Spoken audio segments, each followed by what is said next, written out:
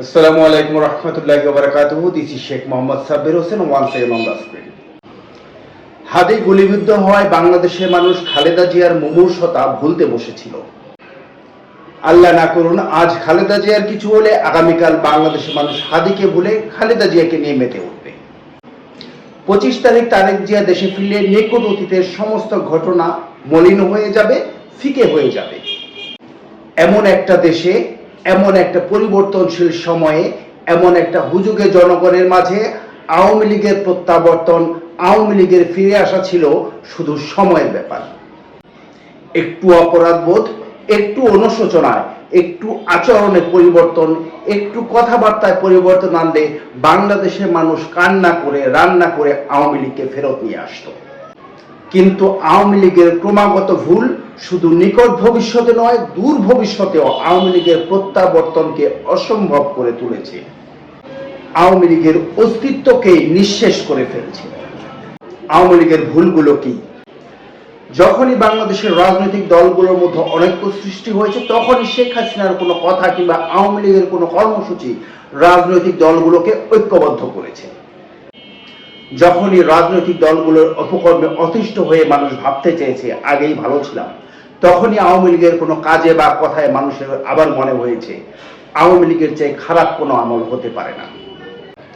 যখনই আওয়ামী লীগকে মানুষ মুক্তিযুদ্ধের দল হিসেবে নমনীয়তা দেখাতে চেয়েছে, তখনই নাহিদ রেঞ্জ, অমিত পিয়াল বা নিঝুম মজুমদারের মতো পলাতক আওয়ামী বুদ্ধিজীবীরা আওয়ামী লীগকে একটি দেশ বিরোধী এবং ভারতের কাছে বিক্রি ও বিলীন হয়ে যাওয়া দল হিসাবে এস্টাবলিশ করেছে। যখনই কোনো বিদেশি গণমাধ্যম আওয়ামী লীগের ফেরার পথকে মসৃণ করতে কোনো প্রতিবেদন প্রকাশ করেছে, তখনই ময়ূখ রঞ্জনের মতো সাংবাদিক কিংবা ভুইফোর ভারতীয় চ্যানেলগুলো বাংলাদেশের বিরুদ্ধে লাগাতার নেতিবাচক সংবাদ পরিবেশন করেছে, যার কনসিকুয়েন্স পড়েছে আওয়ামী লীগের ওপরে। যখনই দেশে থাকা কোনো সফট আওয়ামী লীগের ইনক্লুসিভিটি প্রমাণ করতে চেয়েছে, তখনই দেশের বাইরে থাকা আওয়ামী লীগের শীর্ষ নেতৃত্ব দম্ভ এবং অহংকার প্রকাশ করে তাদের এক্সক্লুসিভিটি প্রমাণ করেছে। যখনই আওয়ামী লীগ কাউকে ভিলিফাই করতে চেয়েছে, তখনই জনমনে ভিলেন হয়েছে নায়ক, নায়ক হয়েছে মহানায়ক। যখনই আওয়ামী লীগ প্রতি বিপ্লব বা প্রতিশোধ নিতে চেয়েছে, তখনই তাদের তীর্থস্থানের ইট খুলের দৈর্ঘ্য, প্রস্থ, উচ্চতা কমে এসেছে। প্রতিদিন প্রতি মুহূর্তে এমন অসংখ্য ভুল আওয়ামী লীগকে একটু একটু করে নিঃশেষ করে দিচ্ছে। বর্তমান বাংলাদেশে প্রতিটা unidentified murder, massacre, minority persecution কিংবা রিলিজিয়াস রায়টের দায় পড়বে আওয়ামী লীগ এবং এর শুভাকাঙ্ক্ষী এজেন্সির ওপরে। হঠাৎ একটা প্রতিবিপ্লব করে আওয়ামী লীগ ফিরে আসতে পারবে না।